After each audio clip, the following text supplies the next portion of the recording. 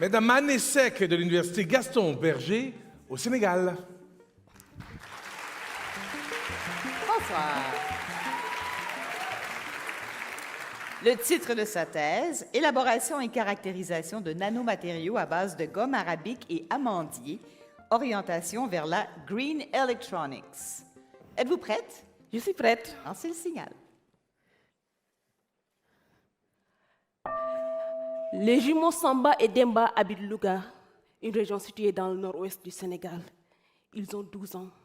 Comme d'autres enfants de leur génération, chaque vacances, Samba et Demba cherchent de l'argent pour préparer leur prochaine rentrée scolaire.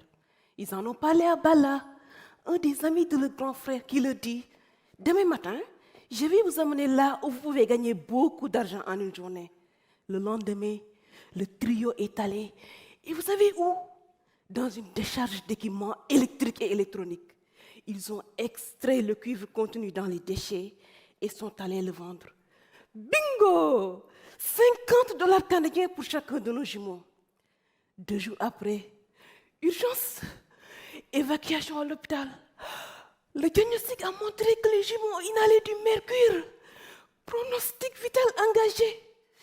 Comme Samba et Demba, les enfants qui travaillent dans le recyclage de tels déchets par incinération dans les pays à revenus faibles et intermédiaires sont exposés aux substances dangereuses comme le mercure.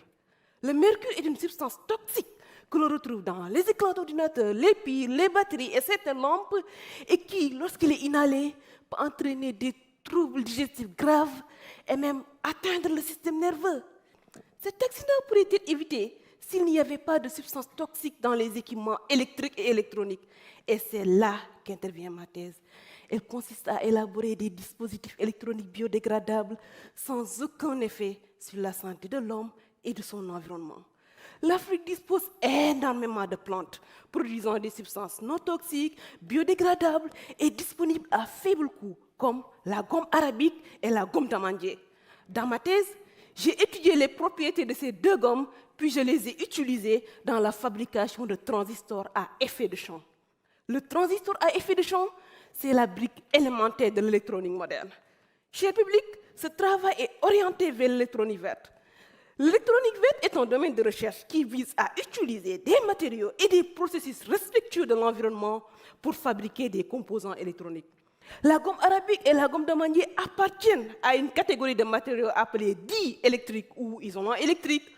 Un isolant électrique, c'est quelque chose qui ne laisse pas passer le courant électrique.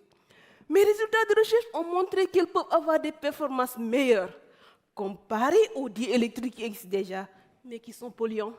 Elles peuvent facilement être intégrées dans des composants électroniques avec, au final, un coût de fabrication très bas. Ah, j'allais oublier. Cette année, le Sénégal est champion d'Afrique de football. Et d'ici 2 mois au Qatar, on va remporter la Coupe du Monde. Mais ce n'est pas tout. Mon rêve et mon engagement est que le Sénégal devienne champion du monde dans le domaine de l'électronique verte. Je vous remercie.